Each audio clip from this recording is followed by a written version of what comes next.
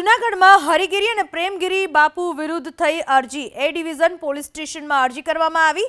દશનામ સમાજના તેજસગીરીએ અરજી કરી। બ્રહ્મલીન તનસુખગીરી બાપુના પરિજન છે તેજસગીરી। તેજસગીરીના મતે અમારી પાસે ભીડભંજન મંદિરના લેખ છે।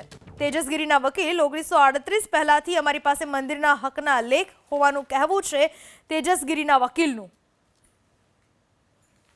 અત્યારે ફરિયાદ મેં દાખલ કરી છે ગેરકાયદેસર રીતે અમારા કબજામાં ગૃહ પ્રવેશ કરી અને અમારી ઈચ્છા વિરુદ્ધ, અમારા કુટુંબીજનોની ઈચ્છા વિરુદ્ધ એને પ્રેમગીરી નામના માણસને ત્યાંના શિષ્ય તરીકે બેસાડી દીધો છે, ભીડબંધનના મહંત તરીકે।